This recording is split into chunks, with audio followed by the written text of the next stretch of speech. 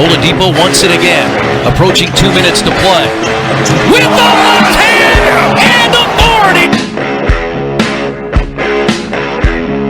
He will give it to Donald Brown. Donald fights his way. The ball's loose. Luck picks it up. And Luck scores! Andrew picked up the fumble and scored! Oladipo to win it. Another one! Another one! Oladipo! Victor Oladipo has given the Pacers a 1-point lead. The Colts are world champions! World champions for the first time since 1971!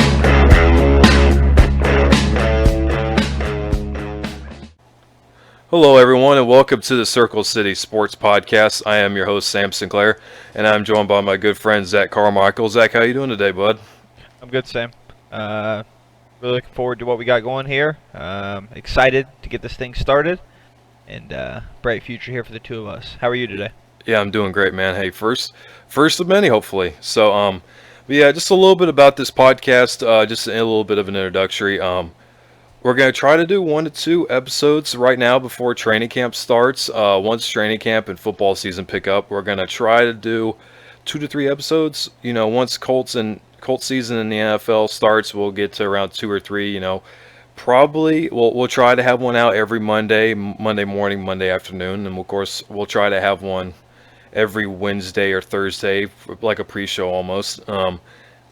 And of course, early on, obviously it's gonna be fall. It's gonna be in the fall, so we're gonna be heavy Colts content. But once the Pacers season starts in about October, November, we'll give them their love too, of course. So that's just a little bit about the podcast, what our plans are going into football season, and of course, once we get to basketball season, we'll address the Pacers a little bit more. So we will go right into the show rundown. Today, Zach and I are gonna, a little bit of an introduction to ourselves, how we became fans of Colts and Pacers, and we'll go into a little bit of how the Pacers did in free agency, our thoughts and our reactions to that.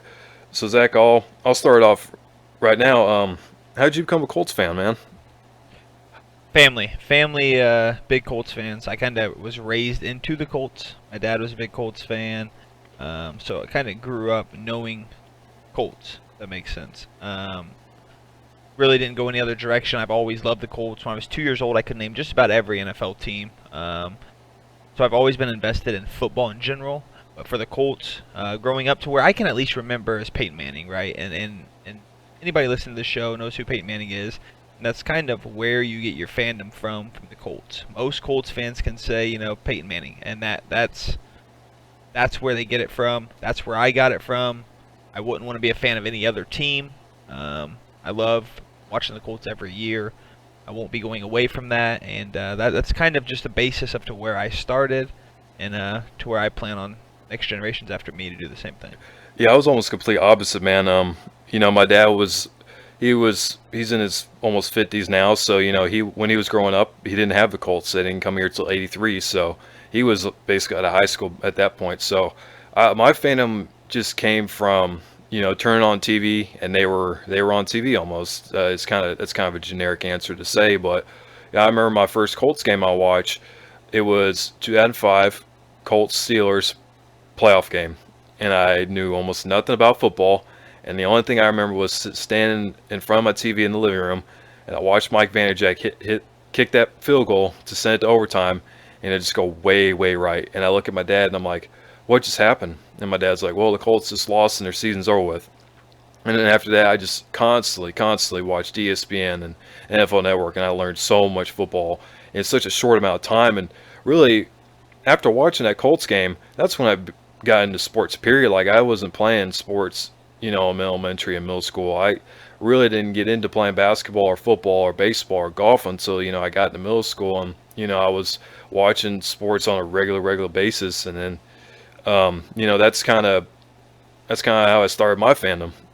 The crazy thing about that is that game right there specifically has been a game that has always irked me. To see Jerome Bettis fumble at the goal line when you think the Colts are just about out of it, and the only person that recovers that ball is Nick Harper. Nick Harper, for the fans that don't know, was stabbed by his wife that same morning or the night before, that week, something. Yep. He recovers the fumble. is 50 yards wide of a field and can't dodge Ben Roethlisberger. And it's a game that it's always been under my skin. I can't get over it, and I don't think I ever will.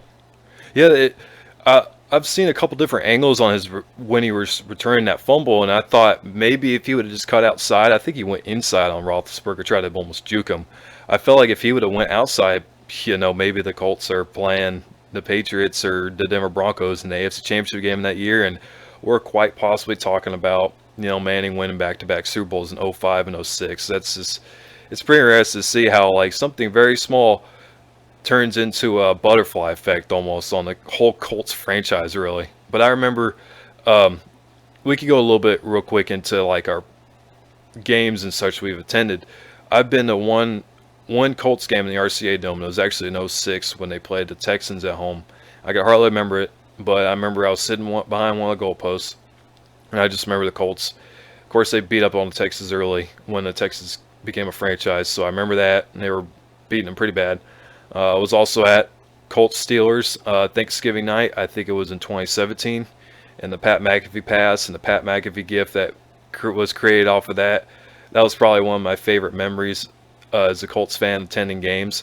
And also in 2017 or 2018 as well, I attended the Colts 49ers game, and I got to see Peyton retire, and I saw his statue the very first time, and that was a pretty awesome moment for me. I'm trying to think of memorable games that I've actually been to, and I've been to a lot of Colts games, and maybe that's why I can't really think of it. I've yet to ever been to a playoff game from the Colts. One Colts game that has stuck in my mind is I went to one away game, and that was against the Steelers 2-3 years ago. Matt Hasselbeck started that game. That was rough. We got stomped, and that's the game. Antonio Brown returned a punt and rode the field goal stanchion. Shook McAfee. He shook Pat. It was that was one of the memorable games, but not for the right reason. Yeah. But that was. I'll ask you this: do you like attending games? Of course, you've only had one experience, but do you like going to away games as a fan or home games? If I'm with my friends, I prefer going to an away game. Really? Yeah, I agree. I agree with you with that. When I lived in Tennessee for a while, I got to see the Colts and the Titans play in Nashville. I saw them in 2016 and 2017. Of course, I saw Luck throw the touchdown to Doyle late in 2016, and Mathis fumble return for a touchdown. And then I got to see the other end of it, 2017 Monday Night Football, Jacoby Brissett and Derrick Henry just run wild on our defense. And I agree with you. I like going to road games because it almost feels like you're the only one there. Like it's you and the team. It's you and the 53 guys, yeah. Yep. I can say that my experience in Pittsburgh is we were waiting in line to get into the actual stadium. And by the way, anybody listening, I'm 27. I was 25, 24 at the time. But we had a lady come around and her husband, Colts jerseys, and she had a cooler full of blue Jello shots. She gave us 10 or 15 of those things. And it was just cool because all the Colts fans, you could tell we stuck together when we had the chance. And it was something I'll never forget. Yeah, that's something you really realize is, you truly are a family, and you're only, it's just you and the guys, when you're on the road. And I think, a lot of fans that don't attend road games or don't have a chance to, they don't really realize that. But I challenge a lot of Colts fans, go to a road game. It's a lot of fun seeing a different stadium. Two, they're different venues, so the atmosphere is different. Like, you're not going to get the same thing. You're not going to get the same fan exposure as Kansas City as you would in like Tennessee. And of course, you realize, when you're on the road, you realize that, like the team does, that it's just you. Like, you're going up against 50, 60, 70, 80,000 people, and it's just maybe 50 to 100 or so of you guys. Yeah, and speaking kind of which in away games, I'm looking at going to week 2 in Tennessee. So just kind of a side note, I guess. Doesn't really matter, but something I'm going to try to attend. So. Yeah, one more point we'll make before we move on. But if you've noticed, Colts fans really travel well in our divisional games. I know for a fact in Tennessee, it's about 60-40 Titans-Colts. So. Of course, a lot of them sit on the Indianapolis sideline, but I've saw a couple. I sat in the end zone where I'd be like 2 or 3 seats away from a couple Colts fans, or they're scattered around. It's not like they're all just sitting behind the bench for the Colts. And then you look in Jacksonville, you see your fair amount of blue, and you go to Houston, and that's pretty apparent that there's plenty of Colts fans down there. And I know a couple of Colts fans personally that actually live in Houston that go to those Colts Texans games. So I think our fans deserve a lot of credit for how well they travel, especially in our divisional games, because those are our most important road games. So that's just something I think people don't really realize with our fans, especially. Kind of to follow that up too, and I think this is just kind of to say, but when you're a Jacksonville fan or Houston fan, Tennessee, outside of Steve McNair and Eddie George in Tennessee, the other teams really weren't that good, right? The Colts ran the division with Peyton Manning. So I think a lot of people really started to get on the Colts bandwagon, if you will, for the fact that Peyton Manning was there. Divisional games were never close. We ran the division. So I think people wanted to kind of be part of that, if that makes any sense. Yeah. So that's just kind of my final thought on that. Yeah. And so we'll go on to the next team in Indiana, the more major team, the Pacers. How did you become a Pacer fan? To be honest, specific Pacers fan, I couldn't tell you. I do remember about the 2000 years, Reggie Miller, Rick Smits, Derek McKee, Mark Jackson, all of them. I was big into that. I remember my dentist office actually as a kid. They had a big Rick Smits painting on the wall. It was kind of like where the kids' room is, and I thought that was so cool. And I really just picked up being a Pacers fan. I want to say a little bit from that, but Reggie Miller was fun to watch, like anybody would say. So I really enjoyed that. Yeah. Like I said, when I was in middle school, that's when I started picking up sports. And, every Friday night, it seemed like in the winter that the Pacers were on TV. So it was just constantly, turning on the TV and they were on TV. I was a big fan of Danny Granger, of course, when he was with the Pacers. I was a big fan of Tyler Hansbrough in college. He was like my guy I looked at in basketball. And, of course, when he got drafted to the Pacers, I was really hyped about that. And then, I moved away a little bit from Indiana, so I wasn't able to keep up with the Pacers as much, but I was still able to see them go to the Eastern Conference Finals every year with Paul George and, David West and Roy Hibbert and that crew. And, of course, I'm an avid IU Hoosiers fan. That's where I go to school at, so I was a big Victor Oladipo guy. And, of course, he gets traded to Indiana, and, that's just almost like a full circle effect for me. I know my dad, he wasn't particularly big into watching Pacers games, but once Victor got traded to the Pacers, he kind of made sure, if he was, available, he was watching the games. I think that goes for every Pacers fan, really. I mean, we went through the rough times with Jamal Tinsley, Steven Jackson, Ron Artest, shootings, fightings. So I think as a Pacers fan, to be able to stick through the days before that, then going through when we were a bottom team in the NBA, let alone the Eastern Conference, and then to make it to where we are now, it's kind of like we feel kind of like we were deserving of that. But I really do think that the team we have and the team we're getting now is really a team to look forward to. Yeah, and that's good. That's a good teaser. So now we'll go on to our next topic since we're talking Pacers. You talked about the team that we have now. Let's go over the free agency and how we did. First move we made was in a draft day trade, we actually traded for T.J. Warren. If people don't remember the trade, it was the Pacers got T.J. Warren in the 32nd overall pick in the 2019 draft for cash considerations, when it ended up being $1 million in cash. So, Zach, what was your thoughts on that trade? I didn't really know the name T.J. Warren, if I'm honest. I really had to do the research into him, because when you're thinking of the Phoenix Suns, you're thinking of a team that just outside of Steve Nash, Maury Stoudemire. Yeah, they weren't really much. They've really have been a bad team for years now. So you don't know much about it. You think, oh, the Suns, outside of a couple big names there and Devin Booker. So I looked into T.J. Warren averaging 18 points a game, and I think that it's a steal. I mean, we got him for cash considerations. So I'm happy with the trade. I think a lot of people are happy with the trade, and I think he's going to put some effective time coming out of the starting lineup, and he's going to be a real big help for the offense. Yeah, there was a little bit of a comparison between him and Bojan, and Bojan's getting paid significantly more than TJ is now, mostly because Bojan's a free agent now, and TJ signed a contract just last year.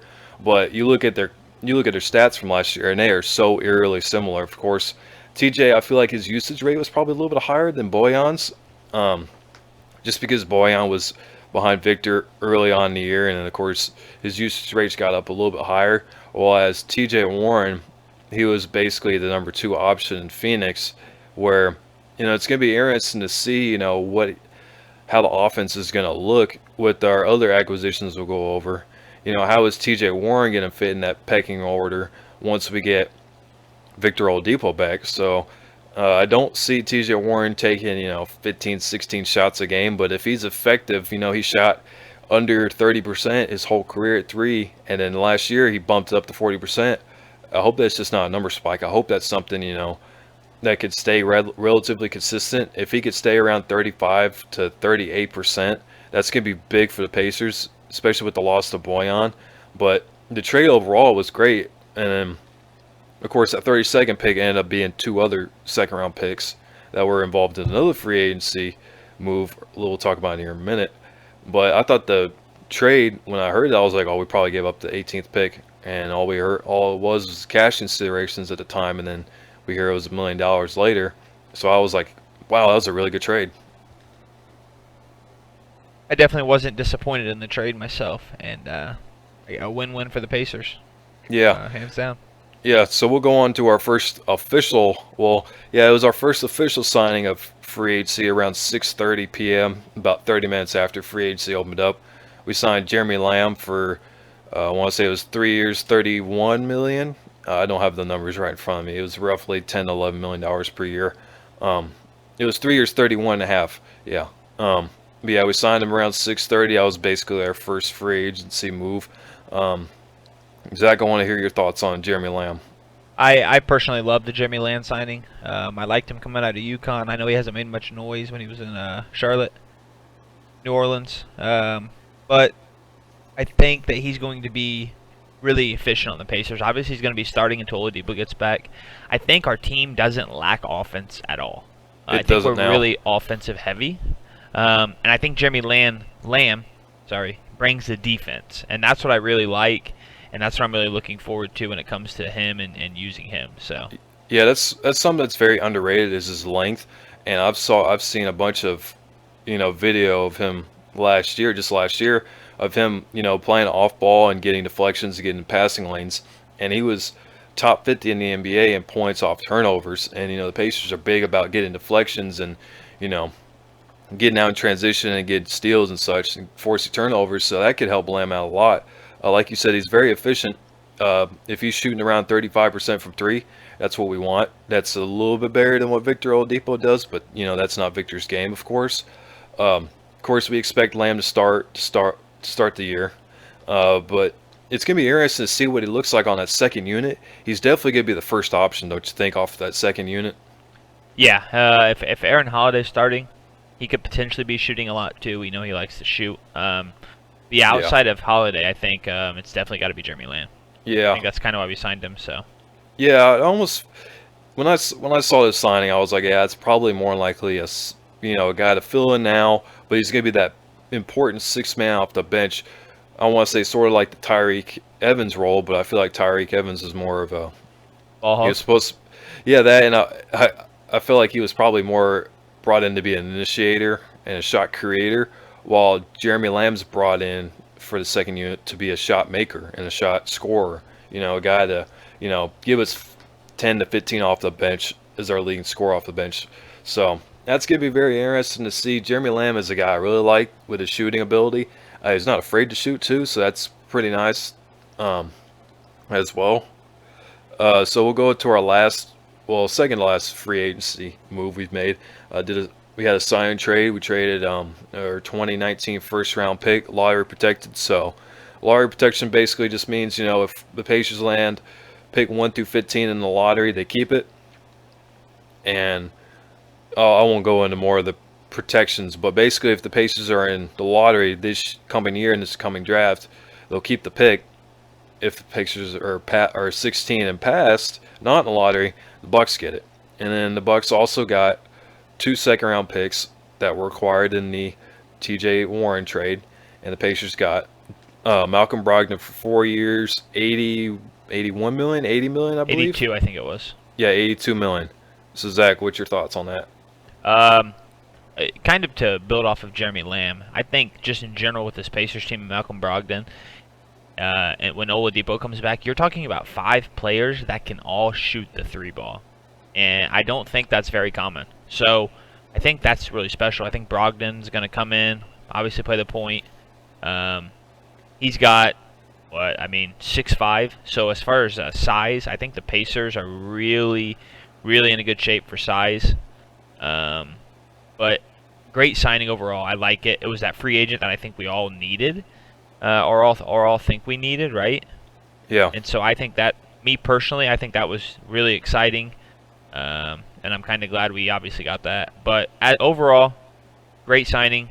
And to top that off, he's coming out of Milwaukee, right? So we're taking a player from, someone in our, not only our conference but our division, right? So I think that's important. We got what could be probably, in my opinion, their second best player ahead of Chris Middleton. Middleton had a great year, but I think we took their second best player. So I'm excited for that, and I can't wait to see what he actually does, especially when the Pacers are at full strength. Yeah, like you said, he was arguably their second best player in the playoffs. Like, Giannis is Giannis. He was MVP for a reason, and then you got Chris Middleton. At times it was basically Brogdon and Giannis at some point, and we saw why he was a 50-40-90 guy last year, and he won Rookie of the Year as a second-round pick, the only person to ever do that. So it's very interesting. And then, of course, you hear the story about Herb Simon, calling the Bucks and giving them this offer sheet and saying, hey, this is what we're offering. Let's make a trade. So, we're not cap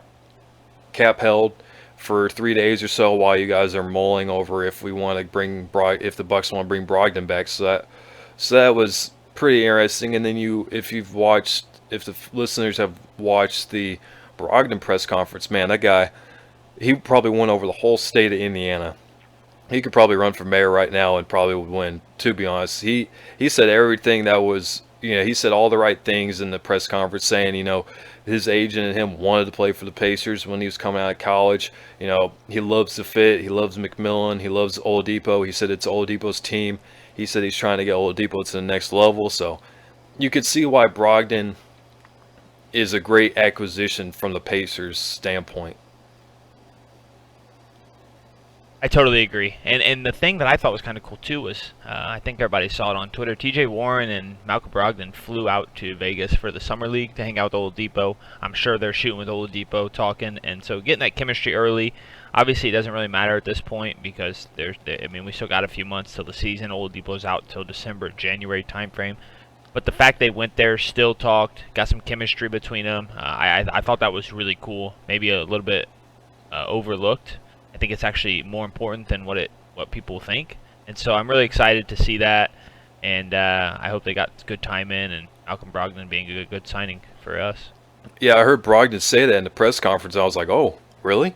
You're going to see Vic in Las Vegas? That's awesome. So, yeah, of course, they probably worked out a lot. They probably, worked on the game. I don't know what Vic's limitations are right now. It looks like he's almost a full go. He just needs to start running and playing basketball, it seems like, at this point, because he's, he doesn't have a brace on anymore, or he doesn't, have a big old bulky brace.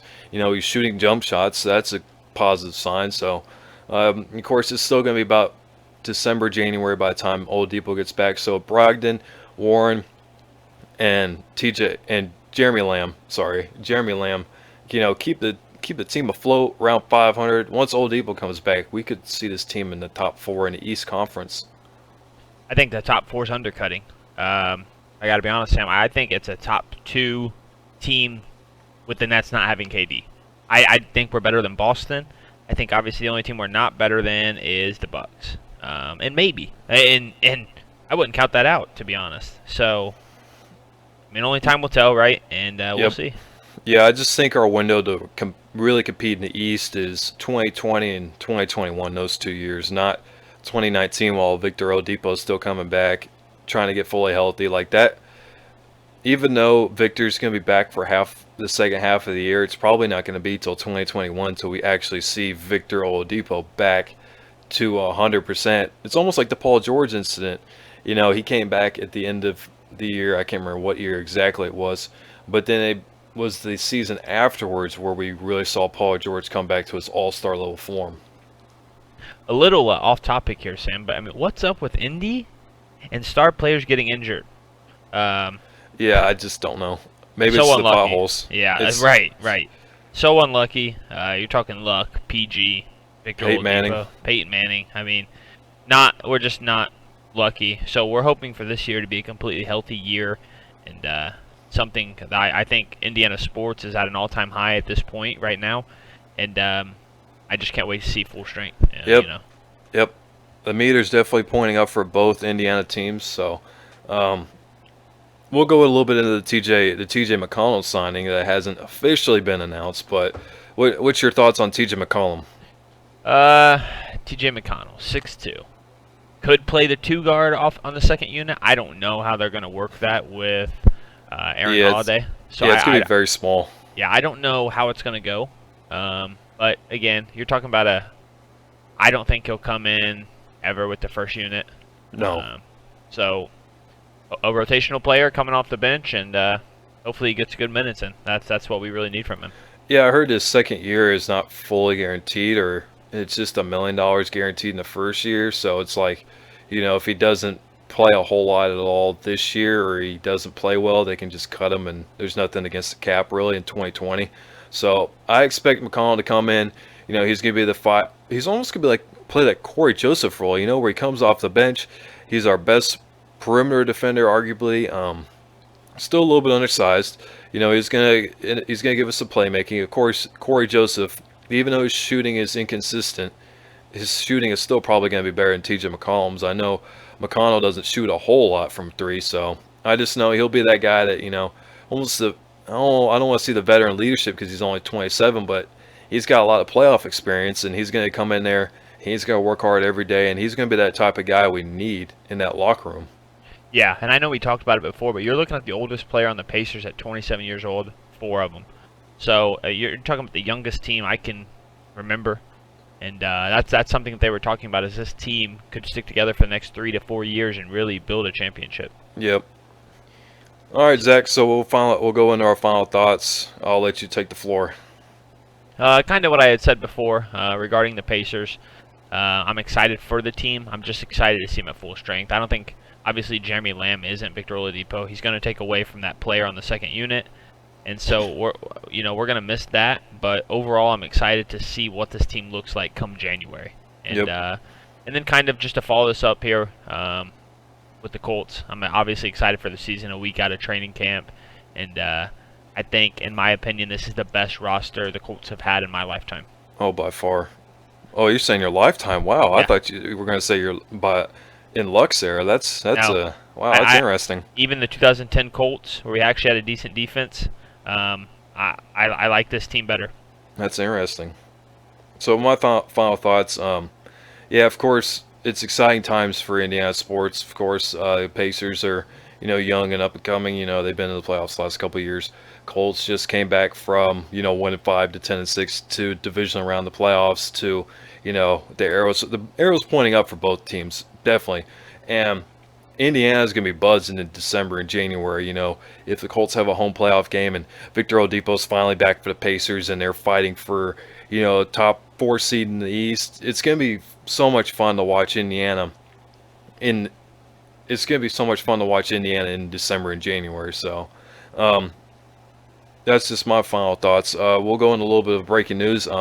We actually have a merchandise website up for you guys, the listeners, to buy some merch. Yeah.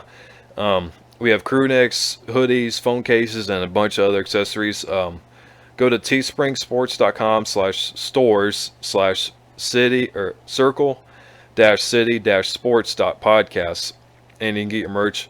You can check it out, of course. Use the promo code CCSP and get 10% off. That's going to go through probably till, we'll give it till Monday the 22nd, of course, just for you guys that are getting paychecks this Friday. So you guys got all weekend to, make your decisions on any kind of merchandise you want to buy. Depending on how we do on sales, of course, we will probably start giving away a lot more promos. Our plan is to drop promos during episodes, so those loyal listeners. You guys will definitely, get your promos if you listen to the podcast, of course. We hope you guys buy a bunch of merch. We're trying to grow something we just brand new started. I know me and Zach have been talking over and over and over again about how we can grow something that we just started. So it's going to be very interesting to see how the future looks for us. Of course, we hope you guys make sure you subscribe to the channel wherever you're listening to, and make sure you give us a review and a rate. And we hope you guys have a great rest of the day.